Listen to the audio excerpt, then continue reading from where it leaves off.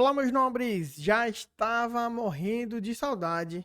E senhores, agora estamos passando por uma divisão muito importante. O que aconteceu? Nós saímos da estrutura de seleção, estamos entrando agora no conteúdo de estruturas de repetição. Nesta aula específica de hoje, eu vou falar sobre as três estruturas de repetição e nas próximas aulas, cada aula será sobre especificamente cada estrutura de repetição. Beleza? Vamos lá? Vamos começar? Então, a classificação de estrutura de repetição, ela é composta por duas grandes diferenças, tá? Primeiro, são comandos que permitem que uma sequência de instruções seja executada várias vezes através de uma condição quando ela é satisfeita. Perceba que é um pouquinho diferente de estrutura de seleção. E o segundo ponto é se uma instrução ou uma sequência de instrução precisa ser executada várias vezes, deve-se utilizar esta estrutura de repetição e não de seleção. Aquele caso lá que nós estávamos vendo do if e do else. Beleza? Então, pergunta, né? Pergunta que não quer calar. Tá, mas para que serve? Quando que eu vou usar isso? Primeiro ponto, ela serve para repetir um conjunto de instruções sem que seja necessário reescrevê-lo várias vezes. Lembra lá que no if else a gente precisa ficar reescrevendo se não, se não, se não, se não, até chegar num caso que satisfaça. Imagina que eu quero chegar no número 1 milhão. Se ele não tiver no número 1 milhão, eu vou pedir para acrescentar um número dentro lá do meu contador. E eu vou ter que escrever 1 milhão de vezes essa estrutura. É possível? É. Funciona? Funciona. Mas não é o melhor caso. Por quê? Porque o meu código vai ficar gigante, por exemplo, e eu só vou chegar a 1 milhão. Se for 1 milhão e 1 que eu precisar. Nesse meu caso aqui, eu vou colocar numa variável que eu preciso chegar a 1 milhão e 1 e vou pedir para ele repetir essa instrução até chegar no número que me satisfaça, que pode ser 1 milhão, pode ser 900, pode ser 10 milhões, e aí eu consigo ter escala, ganhar escalabilidade no meu código sem precisar escrever esse código 1 milhão de vezes. Ficou claro? Vamos, se não ficou, vamos ver um pouquinho mais à frente como é que funciona os seus exemplos de cada laço de repetição, tá? Do while do for, enfim. E vai ficando cada vez mais claro aos senhores, tá certo? Segundo ponto, ó, permite que um trecho do algoritmo seja repetido em um número determinado ou indeterminado de vezes, sem que o código seja repetido e que tenha que ser escrito novamente. Foi o que eu acabei de falar, né? O exemplo que eu tentei exemplificar aos senhores. E o terceiro ponto é sobre as estruturas de repetição, que também são chamadas de laço ou de loop. Eu gosto mais de chamar de laço, mas loop é a mesma coisa de laço, sendo que em um termo em inglês, tá certo? Como que é o funcionamento, professor? Vou explicar agora. Também eu tenho alguns pontos, são 6 pontos, tá? O primeiro, as estruturas de repetição, elas envolvem a avaliação de uma condição teste. Que condição teste é essa? Vocês vão entender quando eu mostrar o exemplo o que é, beleza? O segundo ponto é a avaliação resulta em valores verdadeiros ou falsos. Como? Vamos imaginar uma variável. Eu falo, eu quero que chegue no número 1 milhão. Aí eu vou ter o número 1. Aí o algoritmo pergunta, tá em qual número aí? Fala 1. É verdadeiro ou falso? Falso. Porque não tá no meu resultado que eu quero. Aí ele fala, então bota mais um.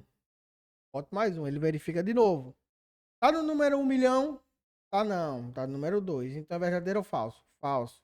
Então ele repete, repete, repete, repete, repete. Até chegar no valor verdadeiro. Até chegar em true, tá? Terceiro ponto. Se o resultado da condição é falso, não é iniciada a repetição, ou caso seja em execução, é encerrada a repetição, neste caso aqui, tá bom? Quarto ponto, se o resultado da condição for verdadeiro, é iniciada a repetição, ou caso esteja em execução, é reiniciada a execução das instruções dentro da estrutura de repetição. Quinto ponto, a avaliação da condição é sempre novamente realizada após a execução da última instrução, dentro da estrutura de repetição, dentro do laço de repetição. É um pedacinho do código que ele vai ficar se repetindo até chegar numa condição de satisfação. E quem é que coloca isso? Nós. Nós podemos colocar algum parâmetro, certo? Ó, a única estrutura de repetição que não realiza a avaliação da condição antes de iniciar o do while, que é faça enquanto, né? Enquanto isso acontecer, faça aquilo. Ah, professor, mas onde é que eu vou usar isso? Ah, sei lá, é repetição. Ah, uma bomba de combustível, por exemplo. Quando nós vamos colocar R$ 10 de combustível, o que que pode acontecer? Eu, quando aperto o botão, viu que tem uma hora que ele dispara sozinho quando chega no valor lá? Isso foi uma lógica de programação que algum programador colocou lá. Ele programou um laço de repetição. Como é que é esse laço? Aí eu boto um valor referente, R$ 10, por exemplo. Eu coloco, se valor for menor ou igual a 10, continue executando. Ele fica lá. E ele, sendo que é uma máquina, é muito rápido, né? E ele pergunta, e aí, já chegou? Tá em quanto? Tá em R$ 1. Então, continua. E aí, chegou? Tá em quanto? R$ 2. Então, continua. E aí, chegou? Não. Tá em quanto? R$ 3. Então, e aí, chegou? Chegou R$ 10. Então, para.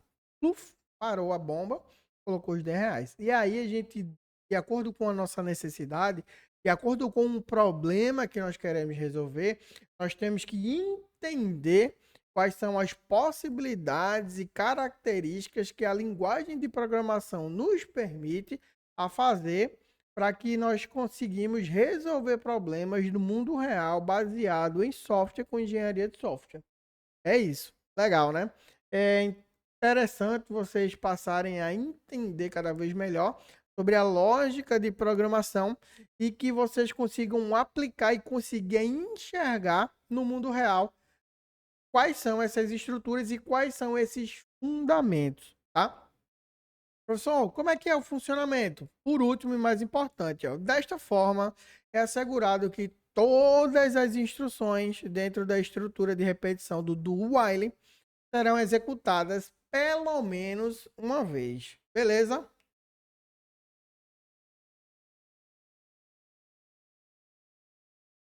Voltando, tá. E quais são os tipos de estrutura de repetição que eu tenho, professor? Eu tenho for, tá? For é o para, faça. Vou explicar sobre ele. Eu tenho while, né? Ele significa enquanto, faça. Enquanto isso, faça, né? E eu tenho o do while. Eu gosto mais do while, tá? Que é faça enquanto. Pare e faça. Enquanto faça. E faça enquanto. Prefiro muito mais ele fazer enquanto determinada coisa verdadeiro, tá? Então, para atividade, eu tenho cinco questões para os senhores. A primeira, a afirmação. São comandos que permitem que uma sequência de instruções seja executada várias vezes, enquanto uma condição ela é satisfeita, ela é verdadeira. Olham aqui qual que é. Dentre as opções abaixo, qual contém apenas estruturas de repetição? Olha, aqui tem a ver também com conteúdo passado. Tá bagunçado aqui, vocês precisam se atinar a isso, tá? Terceira questão, a afirmação. As estruturas de repetição envolvem a avaliação de uma condição teste que representem valores verdadeiros ou falsos. Verdadeiro ou falso? Me respondam, tá? Quarta questão. A estrutura de repetição também são chamadas de... E digam aqui. Tô vendo ali, ó, hein? Não tô vendo aqui, tá bem fácil essa. E quinta questão. A estrutura de repetição que não realiza a avaliação da condição antes de iniciar é... Eu acho que essa aqui vocês vão ter que pesquisar, tá bom? Ó, próxima aula, vamos falar da estrutura de repetição for. E aí vocês vão aprender bem direitinho tudo que é referente a for. Em uma aula não dá para eu falar sobre 3 tipos. É melhor ser quebrado. Beleza? Um abraço. Pessoal, bebam água, durmam bem e daqui a um pouquinho de tempo, terminando essas 3 aulas, já vai ter conteúdo para a nossa prova. Então, estudem para a prova que vai cair tudo sobre isso. Beleza? Um abraço e até mais.